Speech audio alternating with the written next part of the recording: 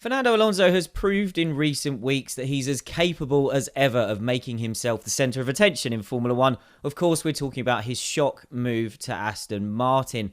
But we're here today to talk about how that fits in against what we found out is one of Alonso's great fears about his return to F1, the most recent phase of his F1 career. So to help me work that out, we have Scott Mitchell and Ed Straw joining me, Glenn Freeman. Now, Scott, what we're talking about first here comes from an interview you did with Fernando before he set the driver market on fire, where he referenced a fear of essentially being like Michael Schumacher or Kimi Raikkonen. So what was this all about? Yeah, there has to be a very specific scenario or context for you to fear being like a seven-time Formula One world champion, especially when you're Alonso and your career has basically been defined by not being as good or as successful as you should have been, especially numerically. But what this relates to is Fernando knew that his time on the sidelines, his sabbatical, while it was littered with different successes, he had obviously primarily in sports cars with his Le Mans and World Endurance Championship wins, but he had another crack at IndyCar. He tried the Dakar as well, and it was all about this image of, if I can't achieve what I want to in Formula One, I'm going to prove I'm the best driver in the world a different way. But coming back into Formula One, he knew that having been out for a while, there was a risk that people, and also coming back in at the age he was, in his late 30s, and knowing that his Formula One career would then stretch into his 40s, there would be this perception of, is Fernando good enough? Is he still hungry enough? Is he just here because he wants to be part of the show?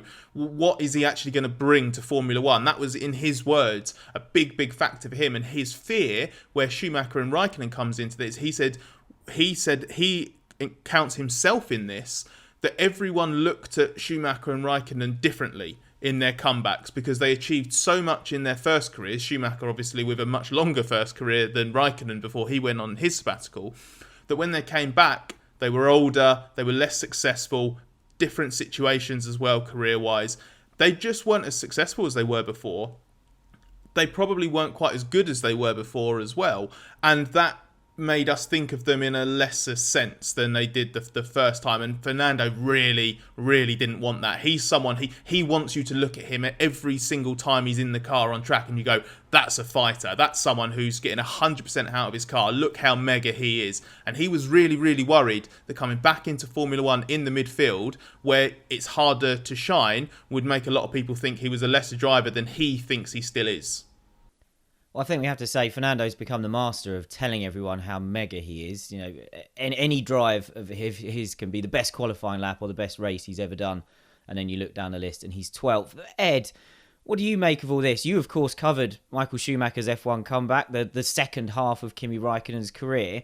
Is Fernando right to be worried about ending up like them? They're very different comparison cases. Schumacher, obviously 3 years, he raced in Formula One after his comeback, but he was obviously much older.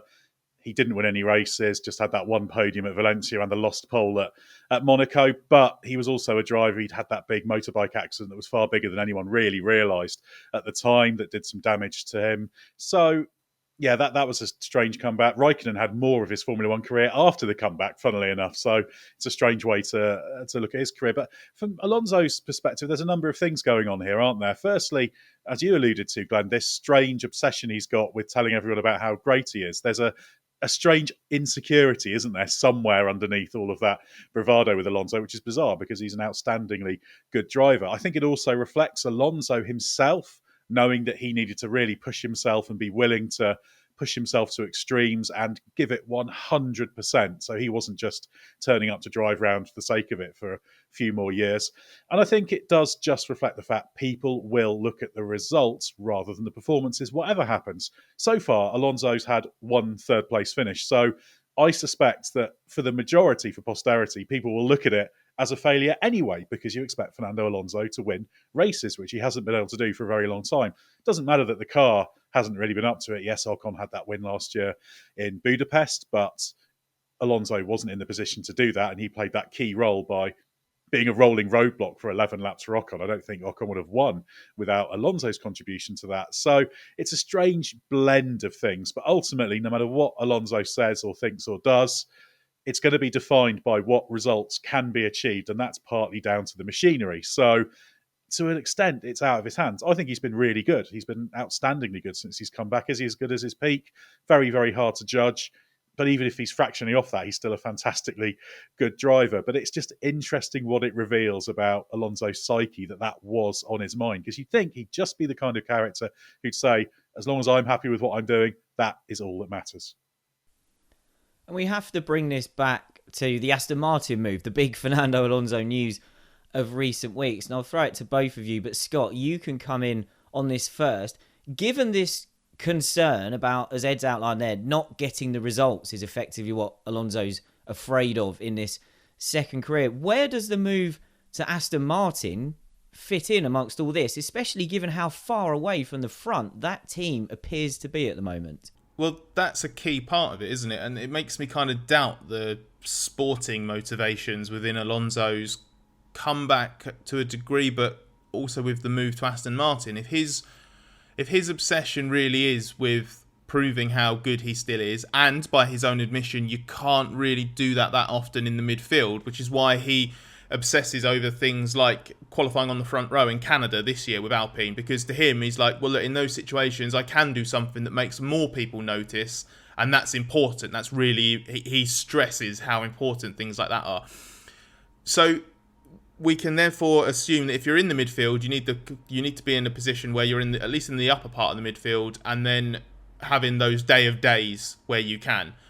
I mean, Aston Martin's nowhere near that at the moment, and while there is immense potential in that project, it's probably going to come to fruition after Alonso's gone, and we're looking 3 or 4 years away before Aston becomes a force, if it can become a force.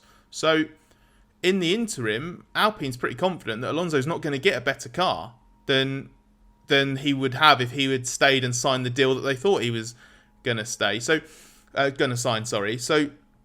if that's the case, he's going to go to a team, not have any more results. He's going to look just as average, or probably even more mediocre, because the results are going to be even worse. So if the primary motivation, or not necessarily the primary motivation, but if one of the big things he wanted to do with this comeback was prove he's as good as he was before, and he does genuinely fear being seen as a lesser driver, this move is kind of at odds with that. I think whatever happens, it's going to add to the rich tapestry of Alonso's career, isn't it? But it just depends which bit of it. Is it going to add to the bit where he's perceived as the man who always makes the wrong decision, certainly since he made that decision to sign for McLaren from Renault, because things have just gone wrong since? He'd argue that his decisions were sound. Others would say less so. Is it an inspired move that just pays off and allows him to win races a couple of years down the line? Probably less likely than the first possibility, but you never know. Or is it just going to reflect someone who's taking a last big payday because he is earning a lot out of this? He's making sure he's getting the maximum amount of money out of his Formula One career. I don't doubt that he's convinced by the potential of the Aston Martin team, but the one thing he doesn't have is time. Certainly not an endless supply of it. He's got a few more years in him, certainly, but he's not got a decade in him in Formula One. Let's face it, even Fernando Alonso can't hold back time to that extent. So it's going to be part of the story of Alonso's career. And from what we've seen over the past decade or so, chances are it'll be part of a career unfulfilled ultimately, because for all those wins, for all the 2 World Championships, he's not achieved what he should have done. There's a good chance that the Aston Martin move will just be a coda to that. But who knows? Maybe he can change the narrative. He'll be hoping to. Can he? That's the big question. Is the car going to be good enough?